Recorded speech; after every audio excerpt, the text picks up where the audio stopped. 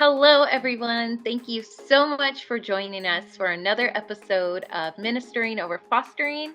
Today, we have a special guest as we are starting off our mini series, Hohl. How are you doing today?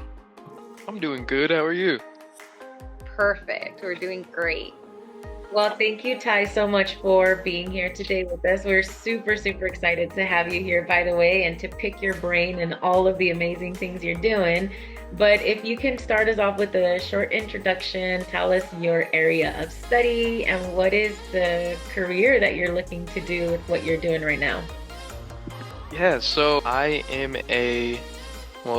going to be a senior at Azusa Pacific University, and at the moment I'm studying animation and visual effects. When I graduate, I want to go into visual development, which is kind of like the background work of animation, the backgrounds that you see in like animated TV shows or movies, what goes into like how the characters are designed, how like different props are designed down from like the smallest rock to like the biggest mountain.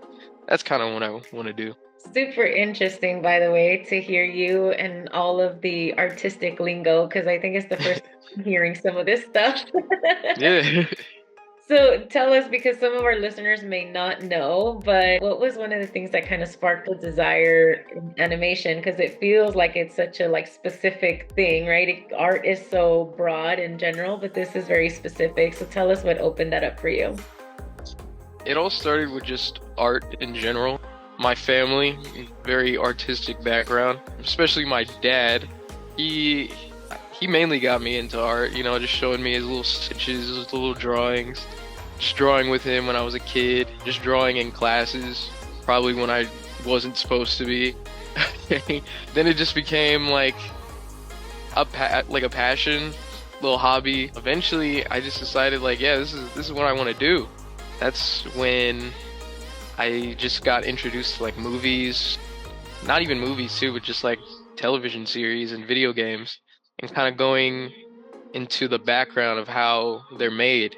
That's when I learned about animation, and so I was like, that looks really cool. I want to be a part of that. So that's kind of what, inspired me to pursue animation. That's so funny hearing that because when he first told me, I didn't know that I always thought there was one animator, like everybody did the same thing. I didn't know there were teams and somebody did the background and then the characters. And so that's awesome that you're describing these different potential careers, because a lot of our kids, they don't know that these careers exist. I mean, we didn't even know for a while that they existed. So thank you for explaining that. And also, I think it's funny that, yes, he used to doodle a lot, to the point where my husband would be like, hey, Ty, why don't you like stop drawing and focus on your work? So now that's funny because he actually will be doodling for a career at some point. That is true. When you hear this, resource parents, do not limit the kids that are in your home. That is too funny to hear you. By the way, if our audience hasn't put the last names together, Ty is Lakeisha's son, and we're super excited to have him. But I mean, I've heard so much of the artistic brain. By the way, I don't have that. So you hear that when you have this artistic brain, you can become so focused on like what you're doing in the moment that it's kind of hard to keep yourself focused in the other things that are happening. So I can imagine that was going on. But a very interesting, Ty, to hear you talking about this world, because it sounds like animation is a completely different world, and I'm like kind of soaking it all in. So can you tell us a little bit more of like, are there different avenues in animation? I know Lakeisha said there are some things that you guys didn't even know of. If someone is interested in animation and they're like, I didn't even know you can make a career out of that, and they're hearing this episode, can you tell us what are some of the different avenues that you discovered and what they can do with that? Man, I mean, there's so many different avenues in animation. I guess to name a few, like when you're starting a movie or a film or a game, it all starts with an idea. And so there's teams that like are a part of the idea process, the story, making sure everything flows from start to finish. And then once I have a story down, there's going to be people who do very, very like rough drawings. Those are called storyboard artists. And what they do is basically they lay out the key moments of a story. It looks very rough. It's mainly in black and white, super sketchy. It's almost like little sketches or doodles that you'd see, like a child make, basically. But it's a lot more intricate than that. But what they do is they make sure the story flows. They set up like the cool angles that you see. They just make sure everything flows nicely. So then after that, there are background artists. That's kind of what I want to do. They draw and they paint the backgrounds, the little beautiful backgrounds that you see. There's also prop designers. Like I said, they design just the tiny things in the background that make the overall like feel of the movies or shows you see like unique. So like something that you see in like Monsters University, for example, is gonna look different from something that you see in Toy Story. And that's the role of these visual development artists like me who do the props, the background, stuff like that. You also have character designers, pretty self-explanatory. They design the characters, make them look appealing. But then at the very end, animation in particular, there's like a process. It starts with like rough animation where it's very spaced out and it's not as smooth. You have key animators, and what they do is they fill in the blanks. So if you have someone jumping, if someone's like anticipating a jump, there's the keyframes are going to be like them anticipating, them in the middle of the air, and then them right at the end of the jump. What the key frame animators do is they fill in the blanks so that it's a smooth jump. And so that's just to name a few. There's tons more, but yeah, animation is very intricate. You're making me think of all of my favorite Disney movies, and I'm like, I think about all those little times where something really complex happened and how many people it took to actually make that. Oh yeah. That's definitely teamwork. And Myra, I think we could fit in with the doodle process out of all of it, right? A very different way, but definitely it works. But this is really good to know because, again, we have some kids that they love art, and these are just different avenues to know, like, oh my goodness, this exists, that I can work on backgrounds, or I can just design a character, or, you name it. So this opens up a lot of different careers to explore. Yeah, and I think part of why we do this too, Ty, and we bring a lot of different type of people on here is because we do have some youth who have not been exposed to the different types of careers, and so the world seems so limited. But even like Lakeisha and I have been learning so much about the different types of careers and the different specifics of it. You did mention that you are in Azusa Pacific, and so we just have a curiosity. We may have some youth who are starting to kind of throw some applications out there. Tell us about that process of selecting a university. What were you looking for in a college you were like, this is the type of college that would be important for me, particularly because you were going into the world of animation. But what was important when picking a college or university for you? When I was applying to different like colleges, I was mainly looking for like really good art schools within the local area, and APU, they were among a few other ones, they were the first to reach back to me, and I looked into it. At the time I was applying, there was a guy, his name was Tony Bancroft, and he's a very well-known animator. He worked on Mulan, bunch of other films. He's an animator, and he was one of the professors. He was the head of the animation department. And I don't know, just the fact that like we got to meet him in person, really cool. He gave us a tour around the whole area. It was just really welcoming, and just to see the process of like what he does, and like get a glimpse of like what it looks like inside the buildings, all the state of the art equipment they use. It was really cool, and it was like this is what I want to do. So that was a big factor of what personally influenced me to choose APU. So you kind of got sold with him, huh? Yeah.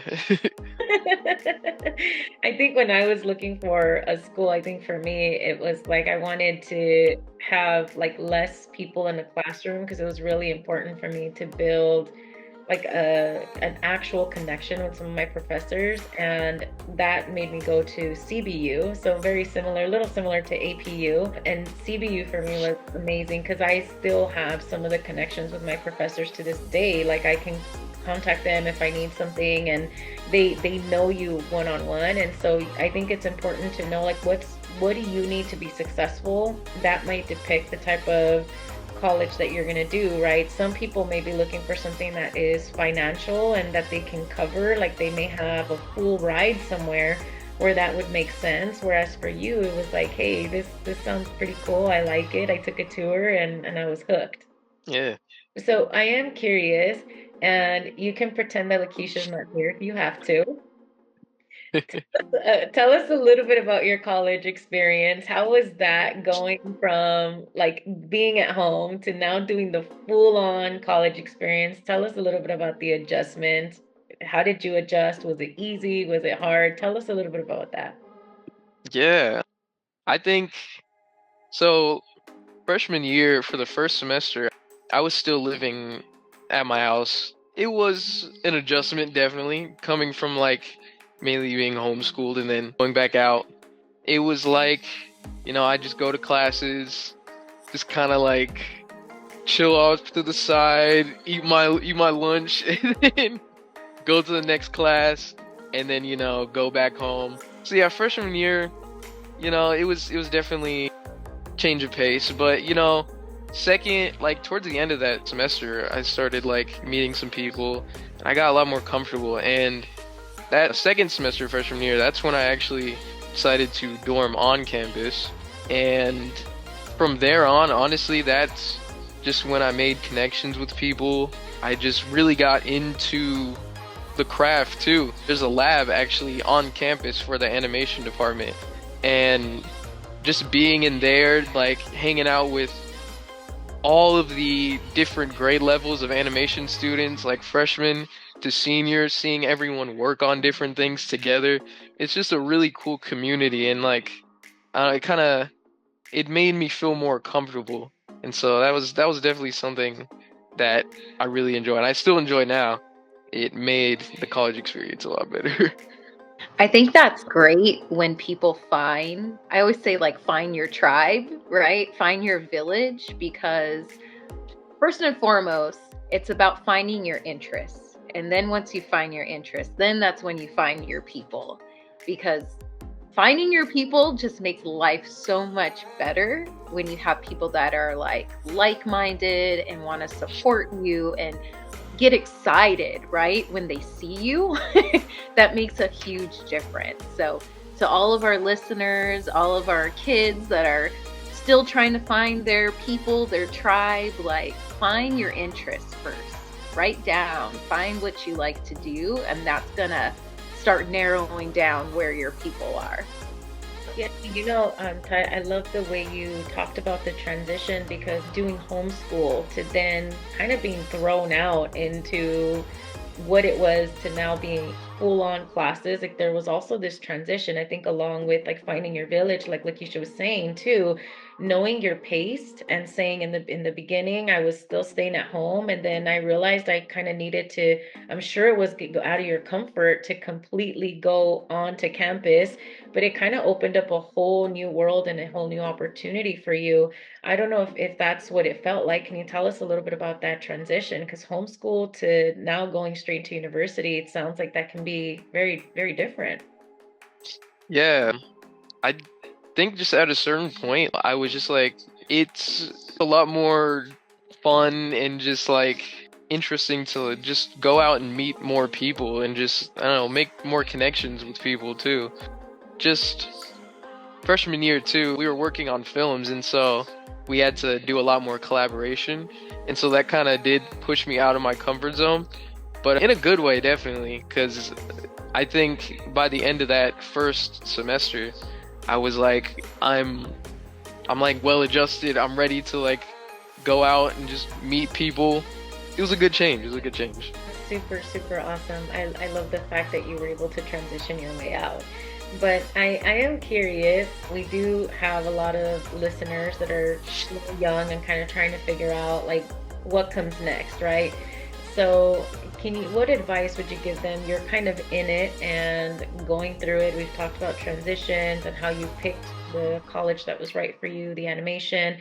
What is some advice that you would give to some of our young people that are listening about if they're interested in doing college, anything that you think might be important that maybe you wish you would have known or somebody would have told you? I think going honestly going back to like the whole community thing, I think it is just as important to just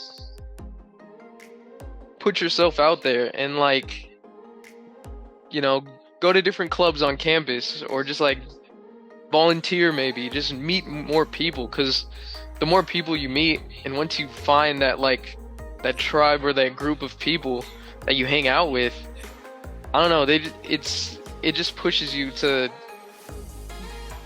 be better. I don't know. It's like in my case, I guess for instance, when I first got on the campus, you know, I was more shy, kind of like to myself. But then like fast forward now, you know, I'm in my senior year. I met, you know, my friends basically. I have my own little group. We're doing our senior films, and that's like a really big project that we're working on. And so we're gonna be spending like late nights at the lab to like 2 in the morning. We're all in it together, you know, there's gonna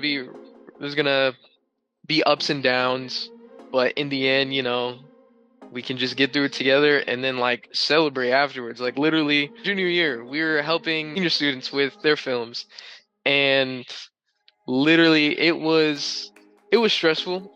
I'm not gonna lie, but like at a certain point in the night, we'd literally just go out, get some donuts, and then like call it a day or call it a night because it'd be like 3 in the morning or whatever, and then we'd have to wake up at like 6 a.m. all over again. But it was looking back, it's like really fun to find that community of people. You just not only do they push you to become like better people, but like you know you can develop with them and just work towards your goals together. It's a really cool thing. So I think my advice is to put yourself out there, meet new people. You know, you never know who you're gonna meet. You know, 10 clubs, you know, talk with people in your classes, all that stuff. I'm like coffee and donuts at 3 in the morning. I don't know if you're able to get your brain to shut down afterwards. You know, Lakeisha and I have done that, by the way. Ours is Miguel's. That, or we've also done the nothing but cakes, and then we're super guilty for having those, and we're like, we have to eat it here because if we take it home, our husband will eat them. Everybody will see the evidence. So sometimes it is good, right? With your tribe to take your breaks, go enjoy the donuts exactly. and the Miguel's, and then you get back to work. Yeah, and then right back to work. A little treat. It's exciting. I don't understand. But you did kind of talk a little bit about stress, Ty, because it's the reality that college is stressful. Like, you know, as you were talking about your late nights, I was thinking there were times where I would just stay at the library until like midnight because I knew if I came home, my siblings were not going to let me study for a certain exam or something. So I'd be like headphones in, and then I'm like driving home late at night because I commuted.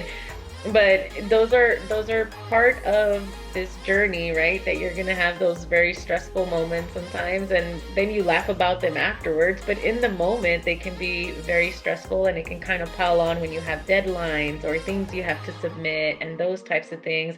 So, what are some of the tools that you've learned that maybe some of our listeners can pick up on to manage some of that stress when you're in it? What is something that's been helpful for you? Yeah, I mean, you know, I've talked about like community, friends, definitely hanging out with friends. you know, what we do, especially after like few weeks of like just straight work. Sometimes we'll just plan some stuff like, oh yeah, do you want to just go to the mall one of these days? Like set aside some time, just take a break. You're like, yeah. But like even without like I guess the community, just like focusing on yourself, that's what I do too. Like I always try to set aside some time to just do some activities. You know, as much as I love art, doing it every day, it can be tiring staring at a screen, you know, your wrist too. So like sometimes I just take a break. I do other things. Like I make music as like a side hobby. I like to cook, I like to bake. You know, finding other hobbies to kind of just like de-stress. I lately I've been, you know, working out a lot more, just going on walks. I used to go on lots of walks when I was at APU, just when I had some time. Yeah, just finding some time to yourself and just taking some time away from all the stress. That's, I think, a very important thing, especially for your mental well-being. I heard about a potential coffee station somewhere around Oh there. yeah, I don't know if we can talk about that. yeah, I make a lot of coffee too, which I don't know. I don't know if that's a good thing, but it's something I like to do. It's one of my hobbies. So yeah, I like had a little coffee station. I would like invite my friends over too to just like I'd make coffee for them, make like different teas and like matcha. That's something that I like to do. So yeah, you know, it can be different. Everyone has their own hobbies, but you know. And we absolutely love that he's here for the summer because we get to have some of the coffee. And so we always tease him because he, you know, does a little art. So we're like, oh, is that a whale? Is that a flower? I'm We're trying still to learning. build confidence in those areas. The Well, little heart looks different every time. yeah, a little latte art. Sometimes it looks like a heart. Sometimes it looks like a snowman. I don't know. Oh, that is too funny. I was gonna say, but I do love that, you know, a lot of times, like, our kids think that you have to be stuck in just one thing, and it's okay to have many different interests and explore it, right? That's who you are. You know, the fact that you like to bake and you're artistic and, you know, like to make little music and, you know, little beats and stuff. That makes who you are. And so I just want these kids that are listening to understand that these are your talents. These are the gifts that were given to you to use them. And for our resource parents to allow them to explore the different avenues, because a lot of times they might say that I want to get into dance or I want to get into gymnastics or, you know, whatever. And then, you know, you might put them in and they look like they don't want to be there. But it's about fostering that interest. And if they don't like it, you try it for a little bit and you find something else that they want to get into, because a lot of them have never had the opportunity to even explore these options. So resource parents, please continue to find what the kids are into, please. Yeah, and I love the way you're talking about like such a balance, right? Like I think about us as parts. We've got our spiritual part, we've got our intellectual part, our social part, our familial part, and all of these different parts. And if I'm just using my intellectual part all of the time, because that's what we do when we find something that we love and our career, you know, we can be on the computer for hours. Like Lakeisha and I can spend hours on this thing. And so if I'm only fostering or only giving to my intellectual part, I'm missing out on the balance of all of my other parts. I need to go out and take a walk and have coffee with my husband somewhere. I need to take care of my physical part, right? Am I dieting? Am I working out? What am I doing to relieve some of the stress? Otherwise, it tends to just kind of sit in the body. So I love the fact that you talked about all of these different realms. Like, you know, find something that you can read. Like, if you're constantly reading for the intellectual stuff, like you're doing assignments, read for pleasure. Like, read a book that makes you laugh or, you know, do something else. So, yeah, it's about finding balance. And I think that's a great way to think about it. You got to give yourself some space to just find relief. Otherwise, something that you love, you're gonna end up hating. Like if you're doing art all the time, every day, it's gonna get to a point where you're like, I don't even want to do this anymore. Yeah. So tell us a little bit about, we come across a lot of youth who are like, I didn't know that, you could do this of a career, that of a career. Now, what if I want to do that? Like someone might be listening to you type, by the way, you're super cool. So we're gonna have something like I want to do what that guy's doing.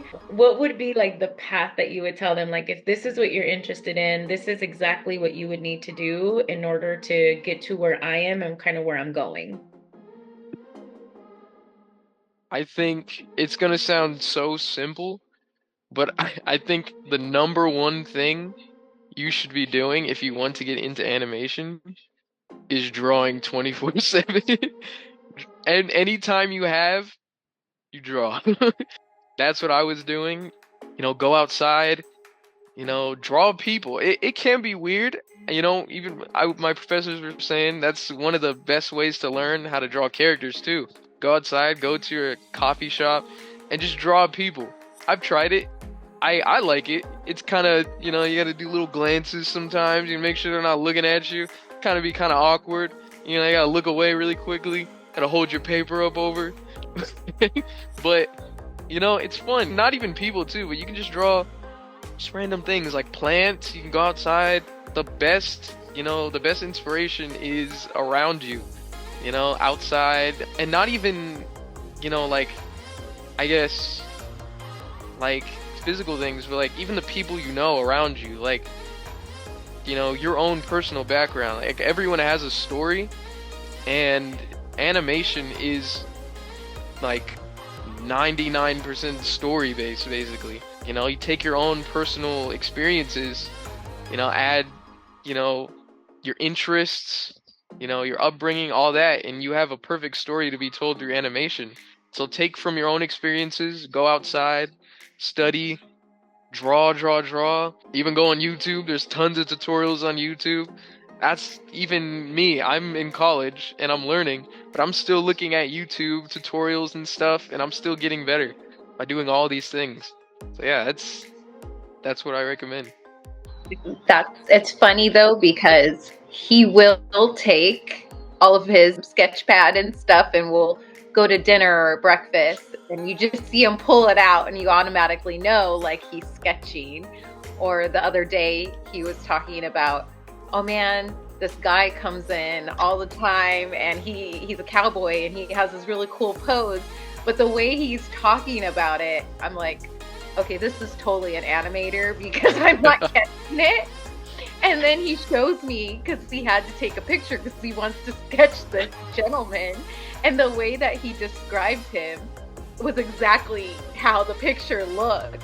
And it's just so funny because, you could just see how different people's brains work according to what career path they want to get into.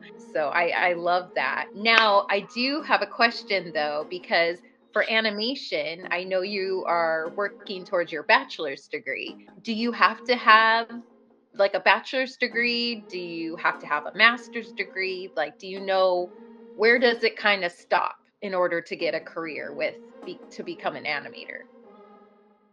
So most of the time, it's gonna be a bachelor's degree, but a lot of animation studios don't require you to even have a degree as long as you have the experience, either through internships, mainly internships, honestly, and just like outside work. If you have a portfolio to show, send it through.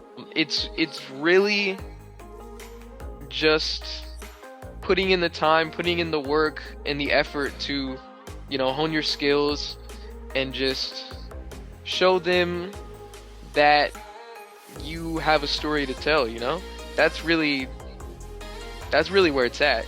I think for me personally, I wanted to go to an art school just to not only to like hone my skills, but also just to meet new people and have a community of like-minded artists that I can, share my art with, get feedback, and just like motivate each other. And that's not only a college thing too. You can find people outside of college, if you have artist friends, There's online, and I think it's very diverse. So you're not limited to one thing to pursue a career in animation. I think that's one thing that I like about it.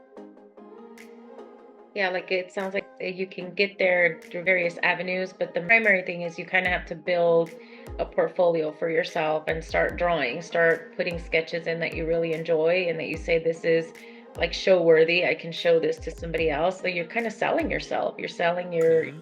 and what you can do. Yeah. Well, Ty, I know that after people listen to this, they're going to want to know where they can find you, where they can find your sketches and your work.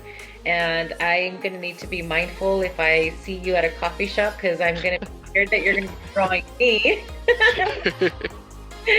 So, is there somewhere where people can find you and the work that you do through social media? I know that's pretty big now, so that they can go and check out some of the stuff that you've done. Yeah, so at the moment I am using Instagram, and my little handle it's Darth Hall. So that's DARTH_HOHL. Also on my Instagram page you can find my own portfolio site, and it's linked on my account. And we'll make sure to add that at the end of the episode so people can just click directly and find you where they can, because I'm sure someone's going to be interested to see what you've already done. And I think this is a great time also, Ty, to just thank you personally for everything you've done for SNL.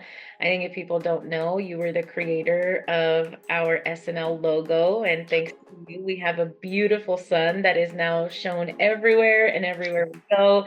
And you and your team also have done some of the backgrounds for some of our Christmas parties that we've done. By the way, that was gorgeous. We were able to showcase that.